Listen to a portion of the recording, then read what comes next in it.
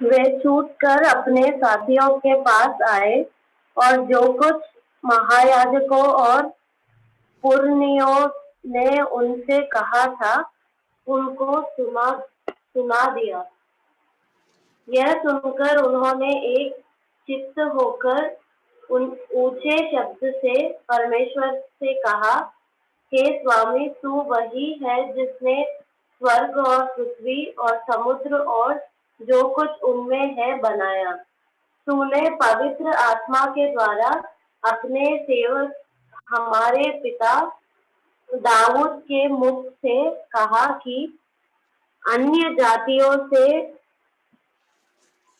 हुल्लड़ क्यों मचाया और देश के लोगों ने क्यों व्यर्थ बातें सोची। प्रभु और उसके मसीह के विरोध में पृथ्वी के राजा खड़े हुए और हाकिम एक साथ इकट्ठे हुए, क्योंकि सचमुच तेरे सेवक यीशु के विरोध में जिसे तूने अभिषेक किया, हेरोदेस और पुन्तियुस पिलातुस भी अन्य जातियों और इस्राएलियों के साथ इस नगर में इकट्ठे हुए। भैया 27 तक ही है ना? 37 तक।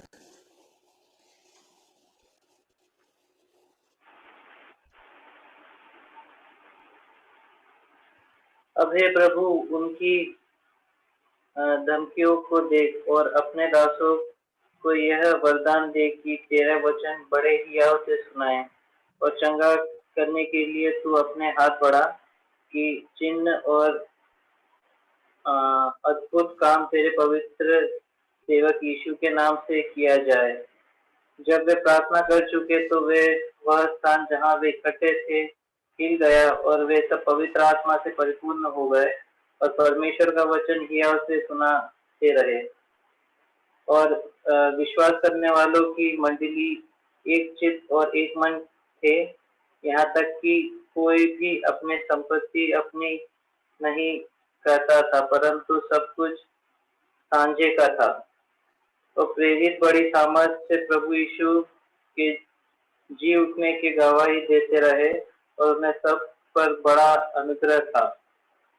और उनमें कोई भी दरिद्र न था, क्योंकि जिनके पास भूमि या घर थे वे उनको बेचकर बिकी हुई वस्तुओं का दाम लेते और उसे प्रेरितों के पांवों पर रखते थे और जैसे जिसे आवश्यकता होती थी उसके अनुसार हर एक को बांट दिया करते थे।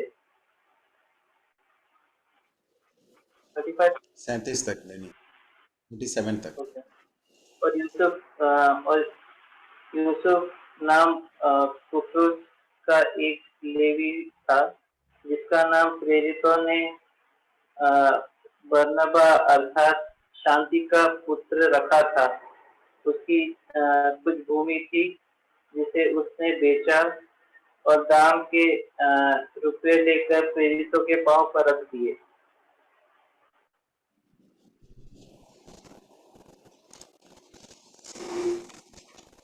ओके, धन्यवाद भाई।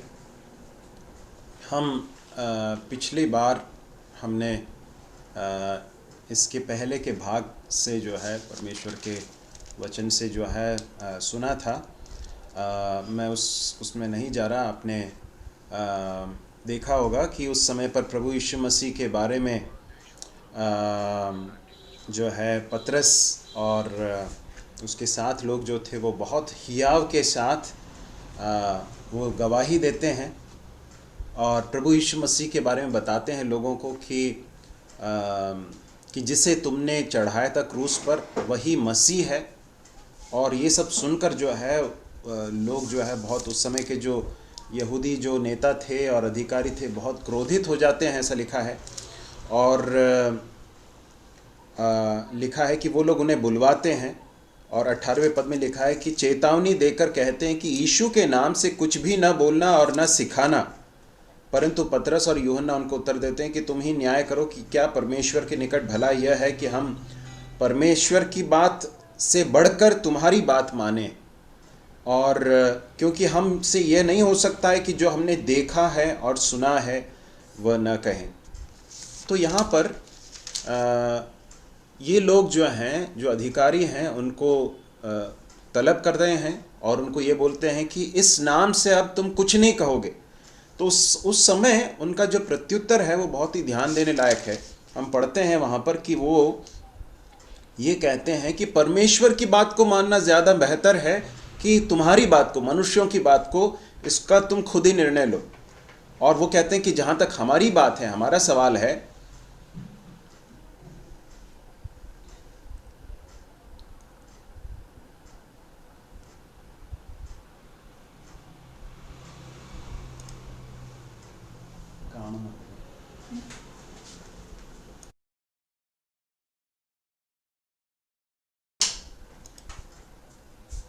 ओके तो वो कहते हैं कि हमसे ये हो नहीं सकता है कि जो हमने देखा है और हमने सुना है उसकी गवाही न दें या उसके बारे में न कहें तुमको।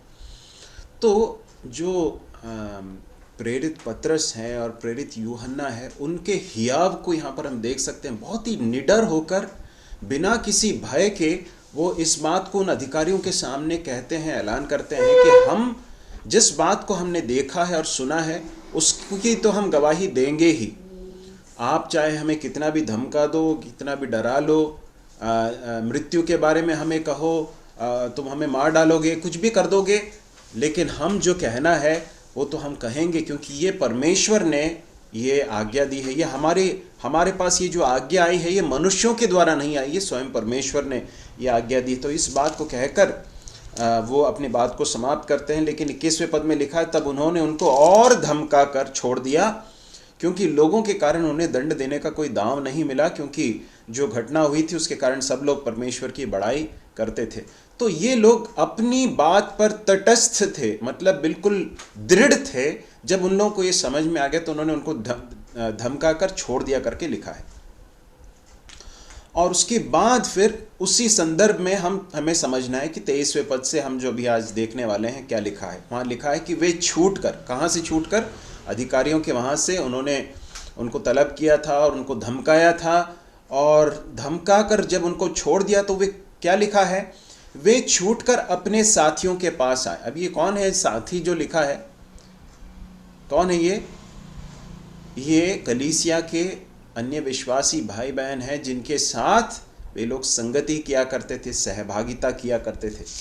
यदि हम इसके दूसरे अध्याय में पढ़ें तो वहाँ से हम देख सकते हैं कि किस तरह से विश्वासी एकजुट थे, एक साथ थे, एक दूसरे के साथ संगति किया करते थे, एक दूसरे के साथ बड़े प्रेम के साथ रहते थे। जब पतरस और यूहन्ना को अधिकारियों ने तलब करके उनको धमकाया, उनको डराया और उनको कहा कि, चेतावनी देकर कहा कि इस नाम से तुम कुछ भी नहीं कहोगे, तो उन्होंने उनको तो उत्तर दिया। उनको कहा कि हम ऐसा नहीं कर सकते हैं, जो हमने देखा है और सुना है उसकी गवाही हम ज़रूर हमें देना अवश्य है। और उसके बाद फिर वो क्या करते हैं? वो छूट कर सीधे कहाँ जाते हैं? अपने साथियों के पास जाते हैं करके लिखा है। ये जो शब्द है ये बहुत ही रोचक है ना। मुझे नहीं मालूम अंग्रेज़ी में कैसा लिखा, अगर किसी के पास अगर अंग्रेज़ी बाइबल हो तो पढ़ सकते हैं।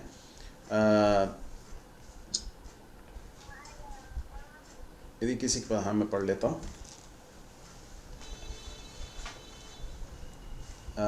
4:23 में इस तरह से लिखा, When they had been released, they went to their own companions, है ना।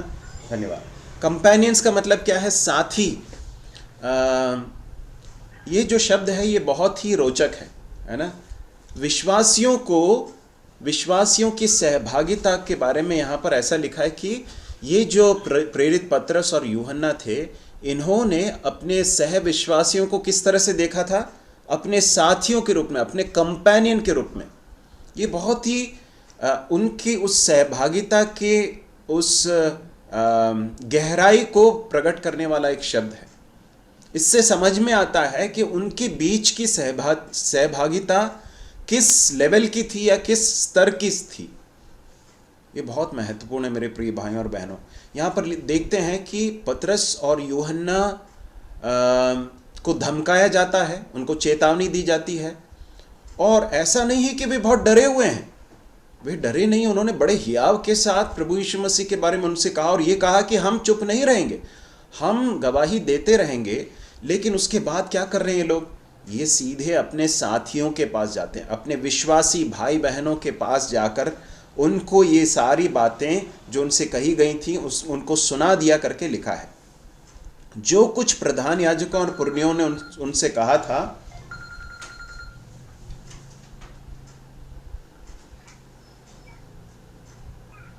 या जो कुछ प्रधान याजकों ने और पुरनियों ने उनको कहा था, उन सारी चीज़ों को उनको सुना दिया करके लिखा, उनके साथ बांटा, उनको कहा, बता दिया। और किनको बताया? अपने साथियों को।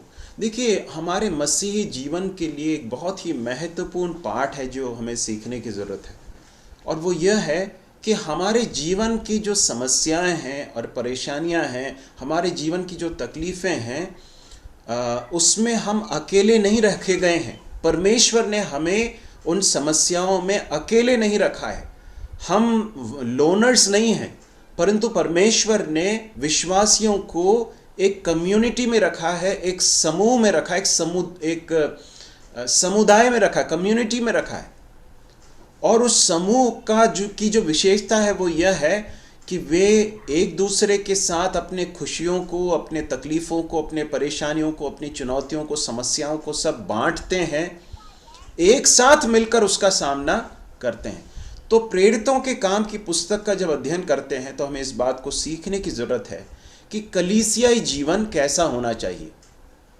प्रारंभिक समय की जो कलीसिया है उससे बहुत सारी चीज़ें हम सीख सकते हैं। एक बात जो हमें सीखने की ज़रूरत है वो यह है कि हमारी समस्याओं में हम अकेले नहीं हैं। परमेश्वर ने हमें कलीसिया के अंग बनाया है, और ये कलीसिया किसके लिए है? सिर्फ जाकर मीटिंग अटेंड करने के लिए नहीं है, सिर्फ क्या बोलना चाहिए, हमारे कुछ धार्मिक कुछ गतिविधियों का एक केंद्र मात्र नहीं है कलीसिया, परंतु कलीसिया क्या है? हमारे जीवन का एक बहुत ही महत्वपूर्ण हिस्सा है कलीसिया। ये वो स्थान है जहां पर हम अपनी समस्याओं को, अपनी तकलीफ़ों को भी शेयर करते हैं। तो यहाँ पर हम देखते हैं कि ये लोग जाते हैं, और ये जो शब्द जो लिखा गया है साथी, ये साथी जो शब्द है, ये एक तरह से जो है इसको अगर अंग्रेज़ी में कहते हैं कंपेनियन जो शब्द है, ये फ्रेंड या फिर जो मित्र जो है, इसका भी एक अर्थ उसमें छिपा हुआ है ना। तो विश्वासियों की जो सहभागिता है वो एक मित्रवत, बहुत ही गाढ़ी, बहुत ही एक गहरी एक सहभागिता का एक स्थान है, जहाँ पर हम एक दूसरे के साथ बिना किसी पर्दे के पारदर्शिता के साथ रहते हैं, एक दूसरे के साथ अपनी समस्याओं को शेयर कर सकते हैं, जहाँ पर हमें एक दूसरे के सामने जो है क्या बोलना चाहिए, प्रिटेंड करने की ज़रूरत नहीं। प्रिटेंड करने का मतलब क्या है? एक दूसरे के सामने जो है कुछ और होने का क्या बोलना चाहिए, बाहरी दिखावा करने की ज़रूरत नहीं है। हम जैसे हैं वैसे अपने भाई बहनों के सामने हम अपने आप को खोल सकते हैं। ये है मसीही सहभागिता।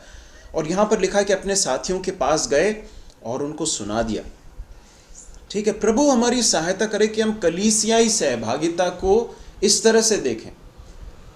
कलीसियाई सहभागिता जो है वो सिर्फ कुछ मीटिंग या प्रोग्राम अटेंड करने वाला एक स्थान नहीं है, परंतु एक बहुत ही गाढ़ी गहरी सहभागिता है जिसमें हम एक दूसरे के साथ अपने जीवन को बांटते हैं, है ना, एक दूसरे के साथ अपने समस्याओं को बांटते हैं और एक साथ मिलकर इस मसीह जीवन को जीते हैं। तो यहाँ लिखा है कि उन्होंने सुना दिया, और उसके बाद 24वें पद में लिखा है, यह सुनकर, यह सुनने के बाद जो बाकी लोग थे उनका प्रत्युत्तर क्या था, हम देखते हैं 24वें पद में। यह सुनकर उन्होंने एक चित्त होकर ऊंचे शब्द से परमेश्वर से कहा, हे स्वामी, तो वही है जिसने स्वर्ग और पृथ्वी और समुद्र और जो कुछ उनमें है बनाया। जैसे ही ये बात उन्होंने सुनी, उसके बाद तुरंत उनकी प्रतिक्रिया क्या थी? यहाँ पर हम पढ़ते हैं, उन्होंने जैसे ही सुना, एक साथ मिलकर फिर जो है वो लोग ये चर्चा नहीं करने लगे कि अब क्या करना चाहिए हमको, परंतु पहली प्रतिक्रिया उनकी ये थी कि उन्होंने तुरंत प्रार्थना की। तुरंत उन्होंने अपनी आवाज़ उठाकर ऊंचे शब्द से परमेश्वर को पुकारा, ऐसा हम पढ़ते हैं। देखिए मेरे प्रिय भाई और बहनों, हमें अपने मसीही जीवन की जो समस्याएं हैं, तकलीफ़ें हैं, चुनौतियां हैं, उसके विषय में अपने सह विश्वासियों के साथ एक खुलापन, एक ओपननेस होना बहुत ही ज़रूरी है। यदि हम पर्दे में अपने जीवन को बिताएंगे तो वो हमारे लिए अच्छा नहीं है। मसीह जो संगति है, मसीह जो सहभागिता है, वो एक ओपननेस या फिर एक पारदर्शिता की मांग करती है। ये बहुत ज़रूरी है कि हम खुलें, हम बांटें, अपनी तकलीफ़ों को जो है परिपक्व विश्वासियों के साथ बांटें, उनके साथ बताएं। और जब ऐसा किया जाता है तो फिर जो है उनकी बाकी लोगों की प्रतिक्रिया क्या होनी चाहिए, हम यहाँ देखते हैं कि सुनकर उन्होंने एक चित्त होकर प्रार्थना की करके लिखा है। समस्याओं को जब हम एक दूसरे के साथ बांटते हैं या किसी दूसरे व्यक्ति के साथ बांटते हैं तो फिर उस व्यक्ति का जो प्रत्युत्तर क्या होना चाहिए, उसका प्रत्युत्तर ये होना चाहिए कि हम बैठकर उस व्यक्ति के साथ प्रार्थना करें या बाकी लोग बैठकर प्रार्थना करें इस विषय के लिए। तो ये कलीसियाई जीवन का एक चित्र है। यदि कोई भी एक भाई या बहन अगर कोई विषय हमारे साथ बांटता है तो ये बहुत ही एक महत्वपूर्ण बात है कि हम उसके साथ क्या करते हैं, है ना। कई बार कोई विषय अगर किसी चीज़ को बांटा जाता है तो कई बार उसको जो है कई लोग गॉसिप बना देते हैं। गॉसिप का मतलब क्या है, उसको कई लोगों के साथ बांट कर जो है उसके मज़े लेने का, एक चटखारे लेकर उस खबर का आनंद लेने की कई लोग करते हैं। ऐसा होता है कई बार कई स्थानों पर, परंतु ऐसा नहीं होना चाहिए। जब कलीसिया में कोई भी एक व्यक्ति कोई समस्या को बांटे, कुछ लोगों के साथ बांटे या फिर किसी एक व्यक्ति के साथ जो प्रभु में परिपक्व हैं, परिपक्व विश्वासियों के साथ बांटते हैं, तो फिर प्रत्युत्तर क्या होना चाहिए? ये प्रत्युत्तर होना चाहिए कि उस बात को परमेश्वर के पास ले जाया जाए। इस समस्या का जो हल है वो एक साथ बैठकर डिस्कशन करने और एक साथ मिलकर जो है कमिटी मीटिंग बैठाने में नहीं है। इसका जो अंततः इस समस्या का समाधान कहाँ से आएगा? परमेश्वर से आएगा। परमेश्वर ही इस समस्या का समाधान ला सकते हैं। इस बात का बहुत दृढ़ निश्चय इन लोगों को था, इसलिए उन्होंने क्या किया, इन्होंने जैसे इस बात को बताया तुरंत उन्होंने क्या किया, एक चित्त होकर ऊंचे शब्द से परमेश्वर से प्रार्थना करने लगे। इनकी प्रार्थना में कुछ बातों को हम देख सकते हैं। पहली बात यह है कि उन्होंने एक चित्त होकर प्रार्थना की। देखिए, कलीसिया की प्रार्थना बहुत ही ताकत रखती है। कलीसिया की प्रार्थना में बड़ी ताकत है, इस बात को कभी भूल न जाएं। यदि आप किसी समस्या में से होकर गुजर रहे हैं, यदि आप कलीसिया के साथ उस बात को बांटते हैं, तो इस बात के प्रति निश्चिंत रहें कि परमेश्वर कलीसिया के एक चित्त होकर प्रार्थना को बहुत बहुत महत्व देता है। हम परमेश्वर के वचन को यदि हम देखें तो हम इस बात के लिए, हमारे पास बहुत सारे प्रमाण हैं, पर्याप्त प्रमाण है इस बात को बताने के लिए, समझने के लिए कि कलीसिया जब एक मन होकर प्रार्थना करती है तो बहुत बड़े बड़े कार्य होते हैं। ऐसी ऐसी चीज़ें हो जाती हैं जो मनुष्य के लिए असंभव प्रतीत होती हैं। तो इसलिए कलीसिया का एक चित्त होकर प्रार्थना करना बहुत ही महत्वपूर्ण है।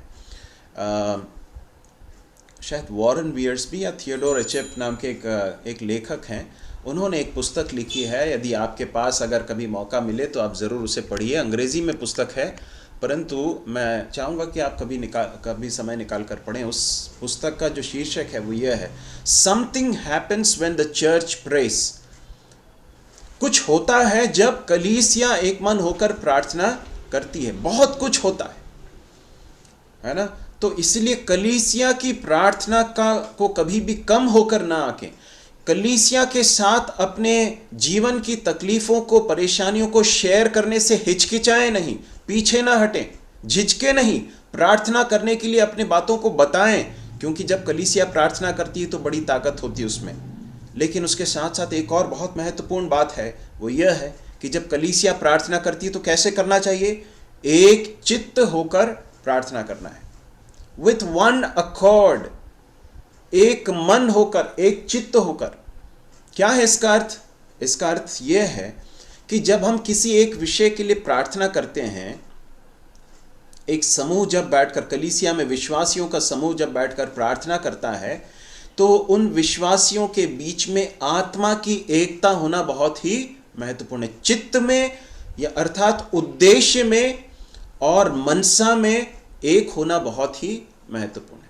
अर्थात यह है, इसका अर्थ यह है कि यदि अनरिजॉल्व्ड कॉन्फ्लिक्ट्स हैं, अनरिजॉल्व्ड कॉन्फ्लिक्ट्स मतलब यदि संबंधों में अगर कुछ ऐसी चीजें हैं जो ठीक नहीं हैं, यदि विश्वासियों के बीच में अगर कोई भी ऐसी चीजें हैं जिसको रिजॉल्व नहीं किया गया है, जिसको ठीक नहीं किया गया है, और उस दशा में बिना उस चीज को ठीक किए यदि प्रार्थना के लिए परमेश्वर के पास अगर आएंगे तो उस प्रार्थना का फल नहीं होगा।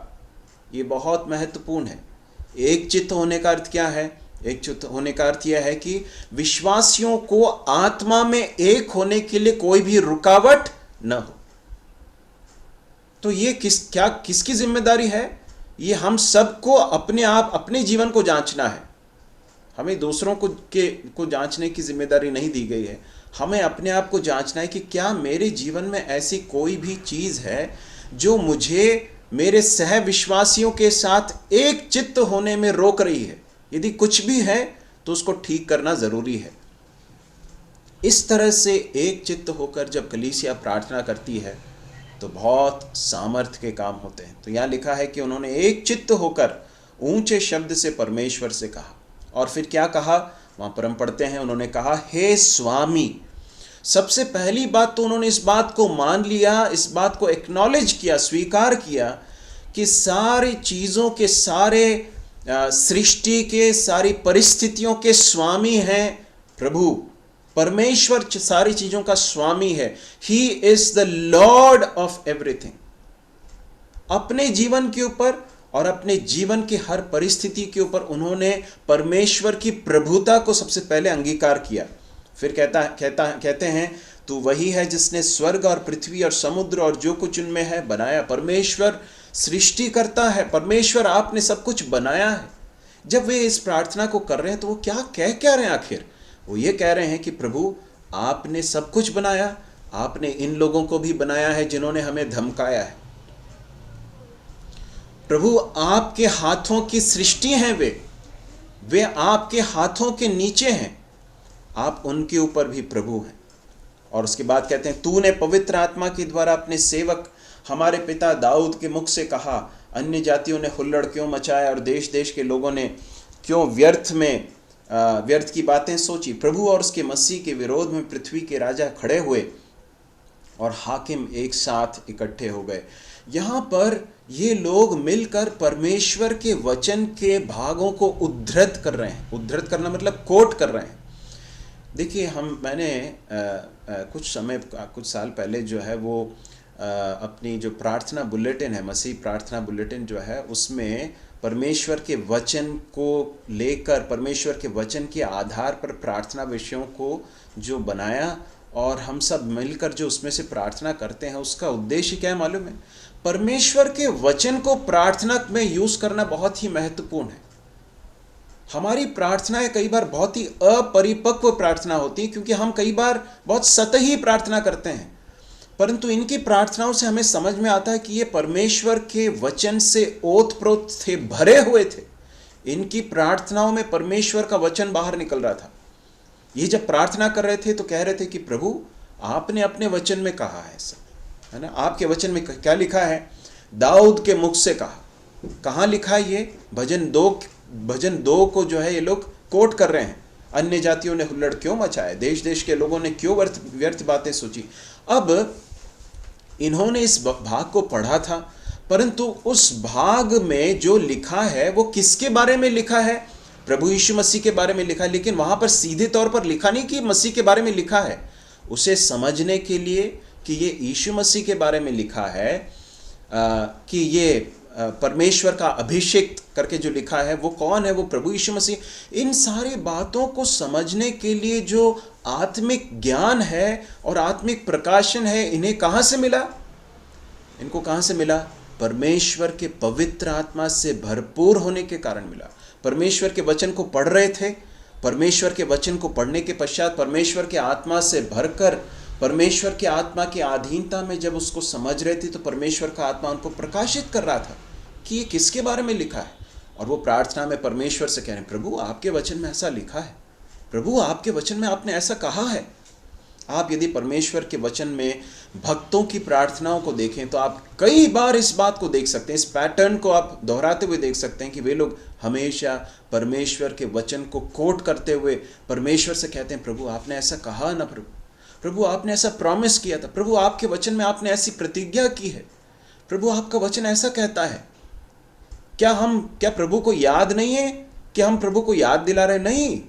परंतु जब हम परमेश्वर के सामने परमेश्वर के वचन को कहते हैं तो वो इस बात को दर्शाता है कि हम जो प्रार्थनाएं कर रहे हैं वो किस आधार पर कर रहे हैं, उसका बेसिस क्या है? उसका बेसिस परमेश्वर का प्रकाशित सत्य है। परमेश्वर को बता रहे हैं, प्रभु आपने ऐसा कहा है, प्रभु आपने ऐसा कहा है, तो प्रभु आप उस प्रॉमिस को फुलफिल कीजिए। आपने ऐसा कहा है तो आप अपनी प्रतिज्ञा को आप पूरा कीजिए प्रभु। हम आपकी उस प्रतिज्ञा को पकड़े हुए हैं प्रभु, है ना। तो परमेश्वर के वचन को कोट कर रहे हैं। फिर क्या कहते हैं 27वें पद से आगे के पदों में वो बताते हैं कि वो इस बात को बता रहे हैं कि प्रभु इन्होंने जो कुछ भी आपके पुत्र के साथ, आपके सेवक यीशु मसीह के साथ किया था वो सब आपकी योजना के अंतर्गत था। उसे पढ़ेंगे कोई 27 से लेकर 27 और 28 को पढ़ लीजिए। 27 और 28 को पढ़ लीजिए। सचमुच तेरे सेवक यीशु के विरोध में जिसके तूने अभिषेक किया, हेरोदेस और पोंतियो पिलातुस भी अन्य जातियों और इस्राएलियों के साथ इस नगर में इकट्ठे हुए कि जो कुछ पहले से तेरे सामर्थ और मती से ठहराया था वही करे। ठीक है, यहाँ पर ये परमेश्वर के वचन को तो कोट कर रहे हैं। परमेश्वर के वचन को में जो बातें लिखी हैं उन सारी बातों को परमेश्वर से कह रहे हैं, प्रभु आपके वचन में ऐसा लिखा था। और उसके बाद कह रहे हैं कि प्रभु ये जो कुछ भी हुआ वो सब आपके वचन को पूर्ण करने के लिए, आपने जो बातें कही थी उन बातों को पूरा करने के लिए हुआ। और इन सारी चीजों में प्रभु आपकी प्रभु सत्ता है, आपका सर्वोच्च नियंत्रण है। परमेश्वर की सॉवरेंटी को, परमेश्वर इन सारी चीजों के ऊपर नियंत्रण में है, इस बात को वो अंगीकार कर रहे हैं। वो क्या कहते हैं, सचमुच तेरे सेवक यीशु के विरोध में जिसका तूने अभिषेक किया, हेरोदेस और पुंतियुस पिलातुस भी अन्य जातियों और इजराइलियों के साथ इस नगर में इकट्ठे हुए कि जो कुछ पहले से तेरी सामर्थ्य और मति से ठहरा था वही करे। देखिए मेरे प्रिय भाई और बहनों, हमारे जीवन की तकलीफों में, परेशानियों में, समस्याओं में परमेश्वर की सॉवरेंटी को, परमेश्वर की सॉवरेंटी मतलब उसकी प्रभु सत्ता को, इस बात को मान लेना कि मेरे इन सारी चीजों के ऊपर परमेश्वर का सर्वोच्च नियंत्रण है। God is in sovereign control over all that is happening in my life. उन्होंने जो कुछ किया प्रभु, उन सारी चीजों के ऊपर आपका संपूर्ण नियंत्रण है और आपने अपने वचन को पूरा किया है। इस तरह से वो कहते हैं। उसके बाद 29 में क्या कहते हैं, अब हे प्रभु उनकी धमकियों को देख और अपने दासों को यह वरदान दे कि तेरा वचन बड़े हियाव से सुनाए। यहां पर वे प्रार्थना कर रहे हैं। उनकी प्रार्थना किस तरह की प्रार्थना है, इससे हमें समझ में आ सकता है, यदि हम अपने जीवन को देखें, जब हम समस्याओं में से होकर गुजरते हैं हमारा प्रत्युत्तर कैसा होता है ना? हमारे आत्मिक जीवन की गहराई कितनी है और परमेश्वर के साथ हमारी सहभागिता किस लेवल की है, यह हमारी प्रार्थनाओं को सुनकर समझा जा सकता है। जब समस्याओं में से होकर गुजरते हैं तो हम कैसे रिस्पॉन्ड करते हैं, हम क्या प्रार्थना करते हैं। कई बार जब तकलीफें आती, प्रभु किसी तरह से आप इसको हटा दीजिए, प्रभु आप इसको बदल दीजिए इस स्थिति को, प्रभु, ऐसा ही हमारी प्रार्थना होती है। नहीं, यहाँ क्या कह रहे हैं लोग, प्रभु आप इन सारी चीज़ों के ऊपर स्वामी हैं, है ना? प्रभु आप सारे चीज़ों के सृष्टिकर्ता हैं, प्रभु आप इस परिस्थिति के ऊपर भी आप नियंत्रण रखने वाले हैं। प्रभु आपके वचन में जो कुछ आप कहते हैं आप उसे पूरा करते हैं। ये जो कुछ हुआ है वो भी परमेश्वर आपके वचन के पूरा होने के कारण, पूरा होने के लिए हुआ है। और फिर वो कहते हैं कि प्रभु जो कुछ इन्होंने किया है वो उन सारी चीज़ों के ऊपर आपका संपूर्ण नियंत्रण है। Your sovereign control is there over all these things.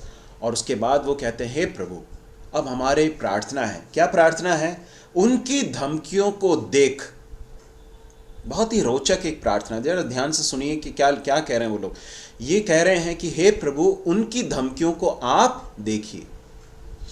देखिए, कई बार जब कोई समस्या आती है तो ये बहुत ही एक स्वाभाविक प्रतिक्रिया है कि उस समस्या को ऐसे व्यक्ति के पास ले जाया जाए जो उस समस्या को देखकर उसका निवारण कर सकता है। और मनुष्यों की प्रवृत्ति ऐसी है, हम मनुष्यों की, कि जब कोई समस्या आती है तो हम दूसरे मनुष्यों के पास जाकर, जो ज़्यादा ताकत रखते हैं, जो ज़्यादा अधिकार रखते हैं और जो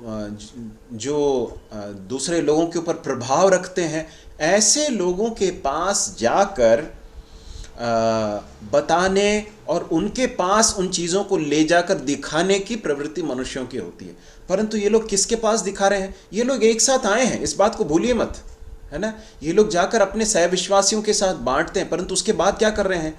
वे सब मिलकर कह रहे हैं, प्रभु से कह रहे हैं, हे प्रभु, इनकी धमकियों को आप देखिए। You look at there threats.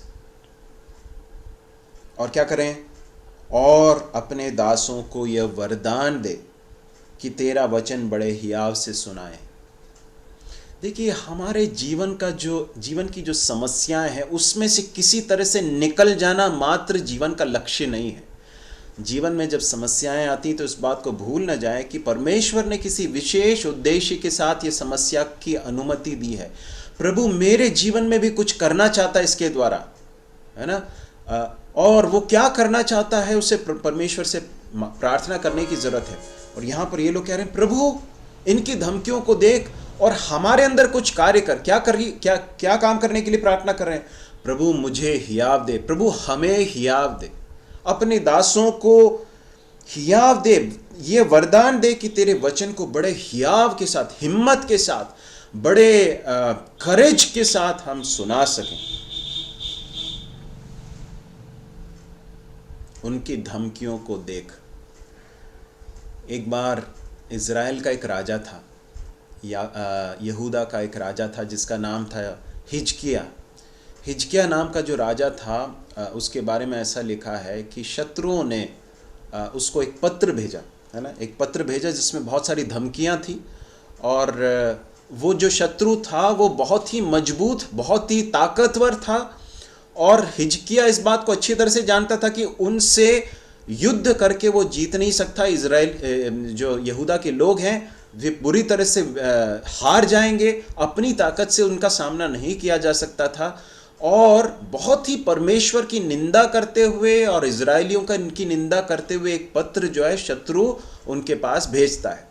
और वहाँ लिखा है कि हिजकिया उस पत्र को लेकर जाता है परमेश्वर के भवन में। ठीक है, कहाँ जाता है? परमेश्वर के भवन में जाता है और उस पत्र को वहाँ पर फैला देता है, मतलब उसको खोल कर रख देता है और परमेश्वर से कहता है, परमेश्वर प्रभु यहोवा इस पत्र को देखिए, इसके अंदर लिखी हुई बातों को आप देखिए। मेरे प्रिय भाइयों और बहनों, जब कोई समस्या आती है तो उसे परमेश्वर के सामने ले जाकर परमेश्वर से उसके अंदर हस्तक्षेप करने की मांग करने से बड़ा कोई एक्सरसाइज नहीं हो सकता, इससे बड़ा कोई कार्य नहीं हो सकता, इससे ज्यादा ताकतवर कोई कार्य नहीं हो सकता। क्योंकि जब हम ऐसा करते हैं ना, उस समय पर किसकी दृष्टि उस पर पड़ती है? परमेश्वर की दृष्टि उस पर पड़ती है। परमेश्वर से वो कहता है कि हे प्रभु, इसमें लिखी हुई बातों को आप देखिए। आप जानते हैं उसके बाद क्या हुआ? परमेश्वर का बहुत बड़ा हस्तक्षेप उस चीज में होता है, उस बात में होता है, और शत्रु को परमेश्वर बुरी तरह से हरा देता है। तो परमेश्वर ऐसा करता है। आप यदि इजराइलियों के इतिहास को देखें, ये लोग मिस्र से निकल कर आ रहे थे, ठीक है, मिस्र से निकल कर आ रहे थे, और आप जानते हैं कि फिरौन ने उनको छोड़ दिया क्योंकि बहुत सारे वहाँ पर विपदाएं आई। परमेश्वर ने विपत्तियों को भेजा, और अंतिम विपत्ति के पश्चात वे लोग बहुत किसी तरह से उनको बाहर निकलना चाहते, निकाल दिया, और वे लोग वहाँ से निकल गए। और उसके बाद फिरौन को फिर लगने लगा, अरे हमने अपने इन दासों को हमने छोड़ दिया, अब जो है हमको जाकर हमें उनको पकड़ना चाहिए। बाय द टाइम वो लोग वहाँ पर पहुँचे, तब तक ये लोग कहाँ पहुँच गए थे? ये उस लाल समुद्र के पास में जाकर पहुंच गए थे। और वहां पर लिखा है कि जब इजरायलियों ने देखा कि पीछे से फिरौन की सेना है, दोनों तरफ जो है पहाड़ है और सामने क्या है? समुद्र है, लाल समुद्र है। ये लोग जो है बहुत डर गए, बहुत भयभीत हो गए, और मूसा से कहने लगे, ये यहाँ नाश करने के लिए हमें लेकर आए हो क्या? और उसके बाद हम पढ़ते हैं कि परमेश्वर की अग्नि का जो खंबा है वो उनके बीच में, इजराइलियों और मिस्रियों के बीच में आकर आ गया। इसके कारण मिस्री जो है पार करके उस अग्नि के खंबे को पार करके आगे नहीं जा पा रहे थे। अग्नि का बहुत बड़ा खंबा था सामने। और उस समय पर परमेश्वर मूसा के द्वारा लाल समुद्र को 2 भाग में विभाजित कर देता है, और उसके बाद सूखी भूमि से होकर वो आगे गुजरने लगते हैं। जब वे लोग गुजर रहे होते हैं, उस समय पर क्या होता मालूम है? परमेश्वर जो है ये जो फिरौन की जो सेना है वो देखते हैं कि अरे ये लोग तो उस भूमि में से निकल कर जा रहे हैं, और उसके बाद वो पीछा करने लगते हैं। ये लोग पार हो जाते हैं, और उसके बाद फिरौन की सेना जो है वो भी समुद्र के बीच में आ जाती, समुद्र की उस सूखी भूमि पर आ जाती है। और उसके बाद वहाँ पर बहुत ही एक रोचक बात लिखी है। यदि आपने वहाँ पर उस भाग को अगर पढ़ा होगा तो आपको याद आ रहा होगा वहाँ पर क्या लिखा है। वहाँ लिखा है कि परमेश्वर यहोवा ने उनकी ओर दृष्टि की, और जैसे ही परमेश्वर ने उनकी ओर दृष्टि की, ऐसा लिखा है कि उनके जो रथ हैं, उनके पहिए जो है वो फंसने लगे, और वो जो है उनको समझ में आ गया कि अब बहुत बड़ी गड़बड़ हो गई है, इनकी ओर से यहोवा लड़ रहा है, अब हम नाश हो जाएंगे। और उसके बाद लिखा है कि परमेश्वर ने आज्ञा दी मूसा को, और उसके बाद समुद्र जो है वापस समुद्र का पानी आ गया, वे सब नाश हो गए पूरी तरह से। उस भाग को कभी समय निकाल कर पढ़ना। परमेश्वर की दृष्टि जब पड़ती है ना, तो परमेश्वर की दृष्टि में बड़ी ताकत है। इसलिए ये लोग जानते थे इसकी सामर्थ्य को। इसलिए लोग कहते हैं कि हे प्रभु, उनकी धमकियों की ओर आप दृष्टि कीजिए। हमें दृष्टि करने की ज़रूरत नहीं है, हमें उनसे उलझने की ज़रूरत नहीं है, हमें अपने कार्य को करना है। धमकियों के साथ डील करने का काम किसका है? परमेश्वर का है, और परमेश्वर उसे कर लेगा। और चंगा करने के लिए अपने हाथ को बढ़ा कि चिन्ह और अद्भुत काम तेरे पवित्र सेवक यीशु के नाम से किए जाएं। उन्होंने प्रार्थना की, और उसके बाद लिखा है कि जब वे प्रार्थना कर चुके तो क्या हुआ? वह स्थान जहाँ वे इकट्ठे थे हिल गया, और वे सब पवित्र आत्मा से परिपूर्ण हो गए, और परमेश्वर का वचन हियाव से सुनाने लगे। लिखा है कि जब वे प्रार्थना कर चुके तो वो स्थान हिल गया करके लिखा है। क्यों हिल गया? क्योंकि परमेश्वर की बड़ी सामर्थ उनके अंदर आ गई। वहाँ एक बहुत ही डिवाइन, एक बहुत ही एक सुपर नेचुरल काम वहाँ पर होता है। ऐसा एक कार्य होता है जो मनुष्य का किया हुआ नहीं था। हम देख सकते हैं कि परमेश्वर अपनी सामर्थ को उस पूरे कमरे में भेज देता है, उस स्थान में जहाँ पर वे बैठे थे। परमेश्वर की सामर्थ उतर आती है और वे सब पवित्र आत्मा से परिपूर्ण हो जाते हैं। और उसका परिणाम क्या होता है? अंततः परिणाम क्या होता है? उन्होंने जो प्रार्थना की उसका उत्तर मिल जाता है। क्या प्रार्थना की थी उन्होंने? कि प्रभु उनकी धमकियों को देख लीजिए और आप हमको क्या दीजिए? यह वरदान दीजिए कि हम हियाव से वचन को सुना सकें। यहाँ क्या लिखा है? परमेश्वर का वचन हियाव से सुनाते रहे। इसका मतलब क्या है? उनकी प्रार्थनाओं का उत्तर मिला क्या? मिला। और परमेश्वर ने उनकी धमकियों को देखा क्या? बिल्कुल देखा। परमेश्वर उनके साथ डील करता है। ठीक है। अब इसका अर्थ ये कतई नहीं है कि परमेश्वर जो है उनको नाश कर देगा। ठीक है। परमेश्वर उनकी धमकियों के साथ किस तरह से डील करता है, ये परमेश्वर की प्रभु सत्ता में उनको निर्णय लेना है। परंतु हमारा कर्तव्य क्या है? विश्वासियों ने, इन प्रेरितों ने यह समझ लिया कि हमारा काम क्या है। हमारा काम यह है कि हम परमेश्वर के वचन को हियाव के साथ सुनाते रहें। और परमेश्वर ने उनकी प्रार्थनाओं को सुनकर जो उन्होंने मांगा था वो दिया। परमेश्वर की इच्छा के अनुसार यदि हम कुछ मांगेंगे तो इस बात को मान लीजिए कि वो हमें मिल गया। विश्वास के साथ इस बात को मान लीजिए कि वो मिल गया। If you ask anything according to the will of God, believe that it is yours. उस बात को मान लीजिए कि वो है, परमेश्वर ने मुझे दिया है। यहाँ पर लिखा है कि परमेश्वर ने ऐसा किया, उनको हिम्मत दी और बड़े सामर्थ के साथ, हियाव के साथ वे परमेश्वर के वचन को सुनाते रहे। देखिए, कई लोग जो हैं परमेश्वर के आत्मा के द्वारा होने वाले कार्य में जो बहुत ज़्यादा सिग्निफिकेंट चीज़ें नहीं हैं, कम महत्वपूर्ण चीज़ें, उनको बहुत ज़्यादा महत्वपूर्ण बना देते हैं। जैसे यहाँ पर एक बात लिखी है कि जब उन्होंने प्रार्थना की तो वो जगह हिल गया करके लिखा है। ठीक है। तो यहाँ पर ये जो है एक डिटेल है, एक विवरण दिया गया है कि वो जो है जगह हिल गया, वो स्थान हिल गया, लेकिन वो ज़्यादा महत्वपूर्ण नहीं है ना।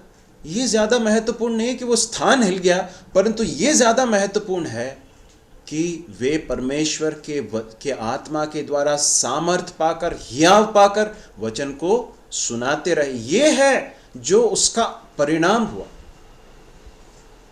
कई लोग बहुत ज़्यादा चमत्कार और जो बहुत सनसनी लाने वाली चीज़ों में बहुत ज़्यादा मज़े लेने वाले लोग रहते हैं, परंतु मैं बताना चाहता हूँ अंततः जो सबसे बड़ा आश्चर्यकर्म हो सकता है वो यह है कि एक मनुष्य का जीवन बदले, उसके अंदर हिम्मत आ जाए, उसको परमेश्वर बदल कर रख दे। ये लोग जो हैं बहुत डरपोक किस्म के लोग थे, परंतु बड़े हियाव के साथ वचन को सुना रहे हैं। ये कैसे हुआ है? पवित्र आत्मा की परिपूर्णता के कारण हुआ है। परमेश्वर ने कुछ सच्चाइयों को हमारे ऊपर प्रकट किया है। प्रभु हमारी सहायता करे कि इन सबको हमारे व्यक्तिगत, हमारे पारिवारिक और हमारे कलीसियाई जीवन को में हम लागू कर सकें। प्रभु हमारी सहायता करे, परमेश्वर के नाम की महिमा होने पाए।